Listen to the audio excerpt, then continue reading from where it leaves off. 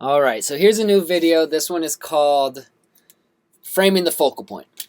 So this is a concept that you can use to make your focal point stand out.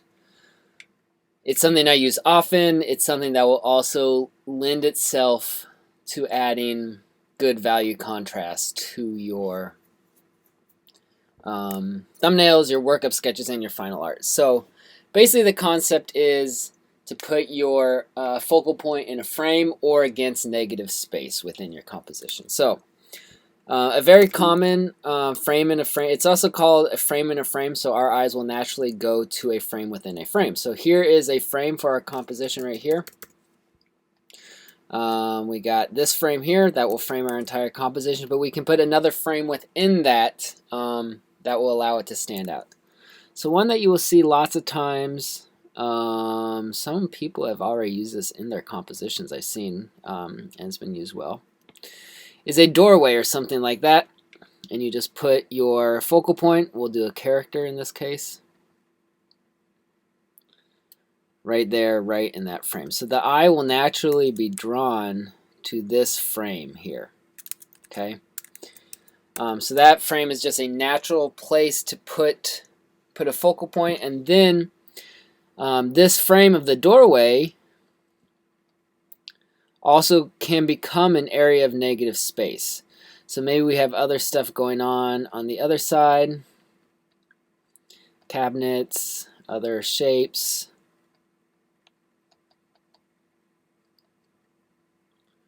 other details, maybe some wall texture.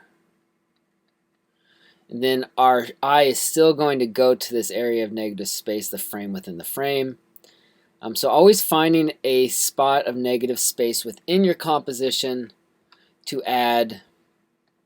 put that focal point is going to be the best way to do it. And then it also will lend itself nicely to have your focal point be the darkest value against the lightest value in the door, and I can put a 50% gray over everything else.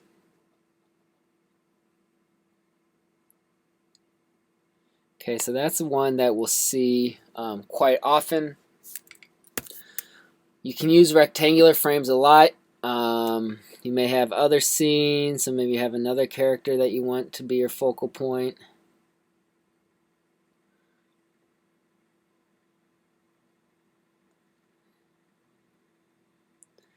So here's our character, some dude here. And then again, so rectangular frames can be a nice way to do this. Maybe he has a frame right here behind the head, and we can make this into a window, or it could be, you know, the edge of another house. It could be any sort of rectangular shape, but to get that right behind the character, we can add a few more details to this as well, and this will still remain that negative space, and we can fill up this other space with other things as well, leaving this nice negative space right around the focal point of the character.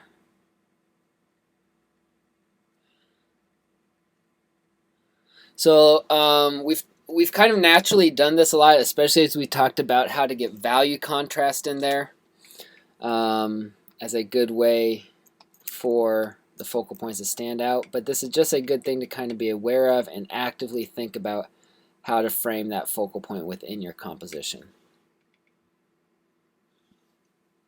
Okay, let's do another example here. So this is especially a good way to do it when you have a very, very busy scene. So let's say, so a lot of people I've seen so far in the thumbnails I've looked at have had scenes in a forest. So a couple of the stories take place in forests already. So forests, yeah, generally are very busy. Obviously you can get camouflaged in there very easily. But if we want a character to stand out within this a busy background, we have to find a way to put some negative space around that character, or find something to frame the character behind. So I'm just going to start making this busy here, looking like a real forest, hopefully, kind of classified by all those busy shapes. So here's my character. So I'm going to want to think about, we'll just put a big bush shape right there around my character. And that little section can remain empty right there around the focal point. And I'm going to keep filling everything else up, making everything else busy. I would probably come in and add some dark values depending on exactly what sort of mood I wanted to go for here. But just keeping this area right here around the character as empty is going to help us out to make that focal point stand out. Again, I could come put in value everywhere else and leave light value right here around the character. I could put a little bit of darker value, you know, maybe right here, so this bush behind does have some shadows on it, but then we get that dark value, or the dark focal point against the light value of the that bush. And again, it doesn't matter what would happen in reality. How does that one bush get lit up? Doesn't really matter. You make it work for your drawing, make it work for your focal point to stand out. So we'll go back to here, this house example. We've worked with this a lot. You guys have had some similar compositions. So we've seen, you know, busyness everywhere.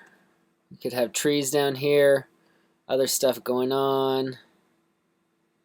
I like this house example. It's very versatile. We can use it to illustrate a lot of different concepts that we've been working on throughout the quarter. So I could throw a moon behind there. We've seen that. Can be a nice extra frame there. We could leave it with nothing. You could put a cloud behind it, because that can be another shape to add in as a frame. So just something there, but keeping this dark shape here against negative space. And then you can enhance that more by putting the frame of a cloud or a moon right around there. And then I find that frame, you know, lends itself nicely for those values.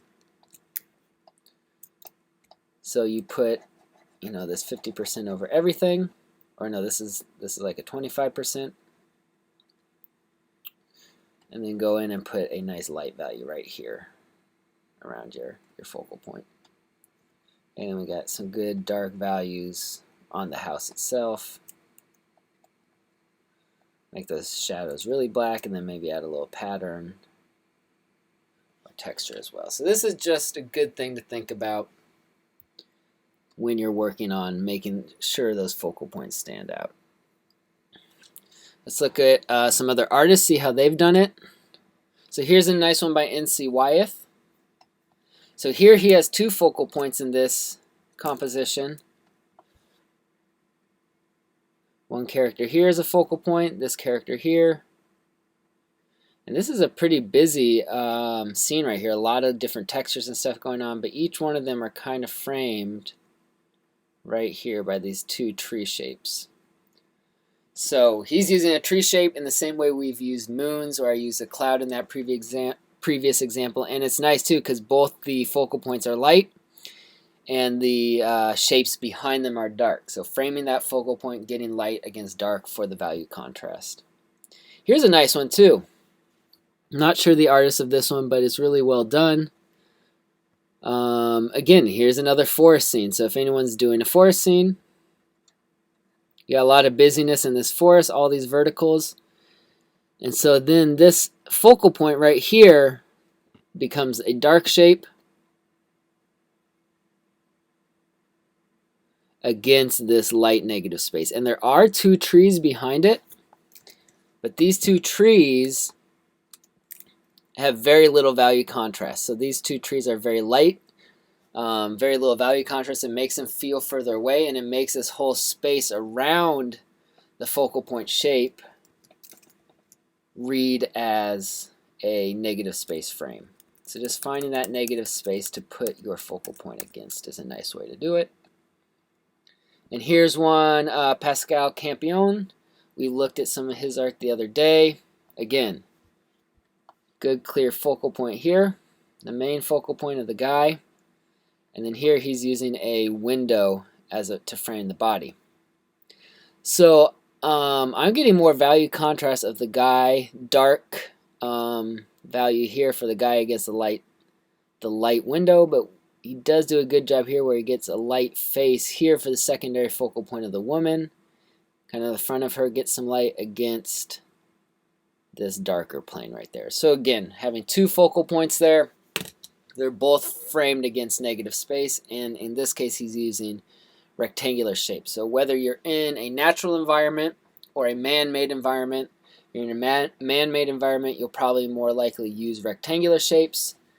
If you are in a natural environment, you'll have to be a little more creative, so it might just be against negative space like the sky.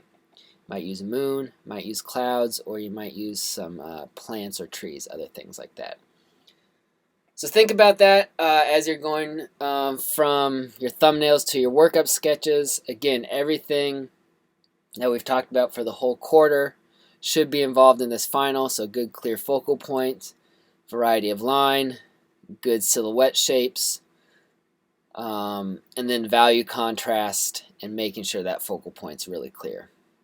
All going along with mood and the story you're now drawing. Okay?